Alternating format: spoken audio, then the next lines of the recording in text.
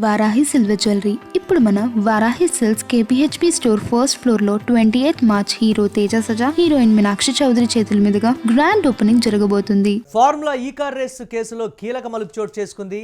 ACB అధికారులు ఈ కేసులో ఛార్జ్ షీట్ దాఖలు చేశారు. ఛార్జ్ షీట్లో A1గా కేటీఆర్ పేరును చేర్చారు.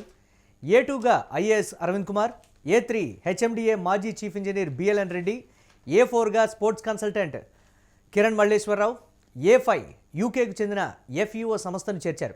నిబంధనలకు విరుద్ధంగా 55 కోట్ల రూపాయలను విదేశీ సంస్థలకు మళ్లించినట్లుగా ఏసీబీ అధికారులు ఆరోపణలు చేస్తున్నారు. దీనిపై మరిన్ని అప్డేట్స్ మా కరెస్పాండెంట్ సత్య అందిస్తారు. సత్య, ఈ కార్ రేస్ కేసుకు సంబంధించి ఏసీబీ అధికారులు ఛార్జ్ షీట్ అయితే దాఖలు చేసినటువంటి పరిస్థితి ఉంది.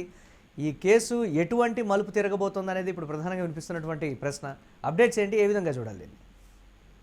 ముఖ్యంగా ఫార్ములా ఈ కార్ రేస్ నిధులు మళ్లింపు వ్యవహారంలో తెలంగాణ అవినీతి నిరోధక శాఖ ఏసీబీ మొత్తం కూడా ఈ మొత్తం కేసును ముమ్మరం చేసిన పరిస్థితి కనబడతా ఉంది. ఈ కేసులో ప్రధానంగా 55 కోట్ల నిధులు ప్రభుత్వ నిబంధనలకు విరుద్ధంగా ముందస్తు అనుమతులు లేకుండా విదేశీ సంస్థ FUOకు బదిలీ చేశారనే ఆరోపణలు అయితే వస్తా ఉన్నాయి. దానికి సంబంధించి మరి ఛార్జ్ షీట్ కూడా తయారు చేసి మరి ఇచ్చిన పరిస్థితి కనబడతా ఉంది. దాంట్లో ముఖ్యంగా A1గా కేటీఆర్, మాజీ మంత్రి కేటీఆర్ ను మరి A1గా పెట్టిన పరిస్థితి కనబడతా ఉంది.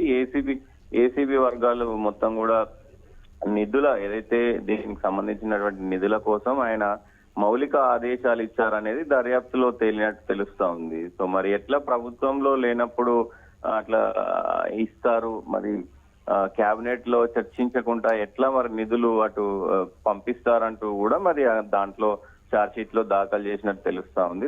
దాని తర్వాత ఐఏఎస్ అధికారి అరవింద్ కుమార్ ను A2గా పెట్టిన పరిస్థితి అయితే కనబడతా ఉంది.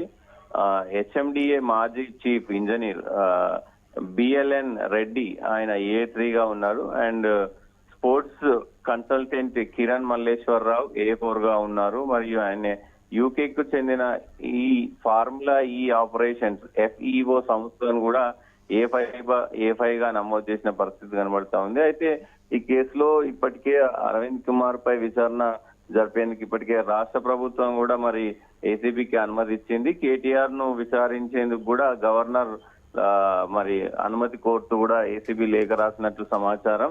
సో గవర్నర్ ఏదైతే దీనికి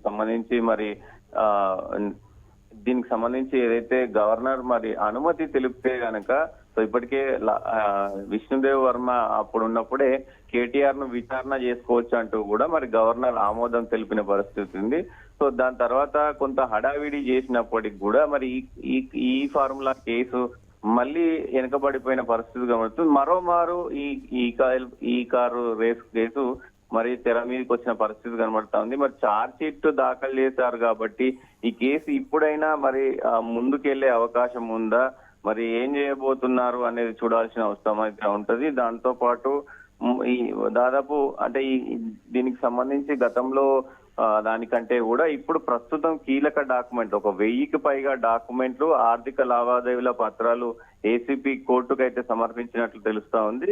అయితే కేటీఆర్ ఆదేశాల మేరకే తను నిర్ణయాలు తీసుకున్నట్లు ఇప్పటికే మరి అరవింద్ కుమార్ వాంగ్మూలం ఇచ్చారు. కాబట్టి కేటీఆర్ ని మరి ముందు దోచి అంటే కేటీఆర్ ను A1గా చేర్చారు కాబట్టి కేటీఆర్ఏ ప్రధాన నిందితుడిగా చేర్చి మరి ముందుకెళ్ళనున్నారా, అసలు ఏం జరగనుందనేది కూడా మరి చూడాల్సిన అవసరం అయితే ఉంటది.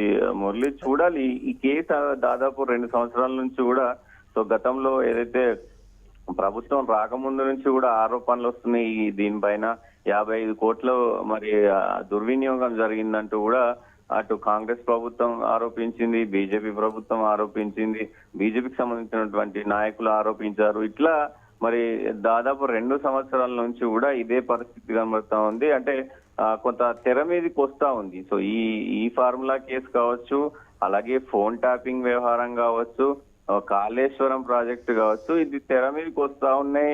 కొన్ని రోజులు హడావిడి కనబడతా ఉంది. ఒక వారం రోజులు హడావిడి కనబడతా ఉంది. నోటీసులు పిలుస్తా ఉన్నారు, ఎంక్వైరీలు అని చెప్పి పిలుస్తా ఉన్నారు విచారణకి. మళ్ళీ తర్వాత సైలెంట్ అయిపోతుంది. మొత్తం కూడా ప్రస్తుతానికి మరి ఇదేమైనా ముందుకు సాగే అవకాశం ఉందా ఏంటి అనేది అయితే చూడాల్సిన అవసరం అయితే ఉంటది. ఏసీబీ దీన్ని మరి చాలా చాలా కీలకంగా తీసుకుంది, చాలా ప్రతిష్టాత్మకంగా తీసుకుంది అని తెలుస్తా ఉంది. ఈసారి కేటీఆర్ మరి రిమాండ్ న్యాయపరంగా చట్టపరంగా దానికి సంబంధించి ప్రాసెస్ అంతా జరుగుతుంది. రాజకీయంగా ఏ విధంగా ఉండబోతోంది అనేది ప్రధానంగా వినిపిస్తున్నటువంటి ప్రశ్న కదా. దీన్ని ఎలా చూడొచ్చు అంటారు మనం? ఎస్, డెఫినెట్ గా మొన్న సభలో కూడా రేవంత్ రెడ్డి చెప్పిన పరిస్థితి ఉంది.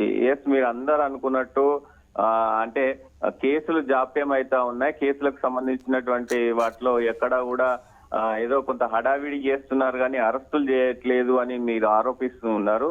కానీ ఆధారాలు లేకుండా న్యాయపరంగా న్యాయానికి ఒక చట్టం అనేది ఉంటది. ఆ చట్టం తన పని తను చేసుకోపోతుంది. అందుకే లేట్ అవుతుంది తప్ప సో అన్ని సాక్ష్యాలు సమకూర్చుకున్న తర్వాతనే అరెస్టులు కానీ ఇంకా ఇతరత్ర నిర్ణయాలు తీసుకునే అవకాశం ఉంటది. కానీ ఏదో నా కక్షపూరిత రాజకీయం కోసం నేను అరెస్టులు చేయను అంటూ కూడా ఆయన చెప్పిన పరిస్థితి అయితే కనబడతా ఉంది. సో చూడాలి మరి ఈ కేసులో ఎట్లాంటి పరిణామాలు చోటు చేసుకుంటున్నాయి. సో మరి ఏంటి అనేది కూడా చూడాల్సిన అవసరం అయితే ఉంది. దాంతో పాటు ఈ కేసులో ఇప్పటికే కేటీఆర్ అరెస్ట్ అవుతారు ఈసారి అని కూడా దాదాపు ఒక నెల క్రితం కూడా ఈ కేసుకు సంబంధించినటువంటి దాంట్లో మరి ఇది కనబడ్డ పరిస్థితి కనబడతా ఉంది. ఈసారి కేటీఆర్ మరి అంటే ఇప్పుడు ఏసీబీ ముఖ్యంగా ఎవరిని కూడా విచారించకుండా అంటే ఇప్పటికే వాంగ్మూలాలు ఆల్రెడీ తీసుకున్నారు కాబట్టి కేటీఆర్ కూడా ఇప్పటికే వాంగ్మూలం ఇచ్చారు. గతంలో ఏసీబీ ఆఫీస్కి వెళ్ళారు. ఇవన్నీ కూడా అయిపోయినాయి కాబట్టి ఈసారి మరి మొత్తం కూడా డైరెక్ట్ రిమాండ్ కే పంపించే అవకాశం ఉంది అని తెలుస్తా ఉంది. చూడాలి మరి రిమాండ్ పంపిస్తారా ఏంటి అనేది కూడా చూడాల్సిన అవసరం అయితే ఉంటది. రైట్, థ్యాంక్స్ ఫర్ అప్డేట్ సత్య. ఇక ఫార్ములా ఈ కార్ రేసు కేసులో కీలక మలుపు చోటు చేసుకుంది. ఏసీబీ అధికారులు ఈ కేసుకు సంబంధించి ఛార్జ్షీట్ అయితే దాఖలు చేశారు. ఛార్జ్షీట్లో ఏ1గా కేటీఆర్ పేరును చేర్చారు. ఏ2గా ఐఏఎస్ అరవింద్ కుమార్, ఏ3గా హెచ్ఎండిఏ మాజీ చీఫ్ ఇంజనీర్ బిఎల్ఎన్ రెడ్డి, ఏ4గా sports consultant Kiran Malleswararao, A five యూకేకి చెందినటువంటి ఎఫ్ఈఓ సంస్థను చేర్చారు. నిబంధనలకు విరుద్ధంగా 55 కోట్ల రూపాయలను విదేశీ సంస్థలకు మళ్లించినట్లుగా ఏసీబీ ఆరోపణలు చేస్తోంది.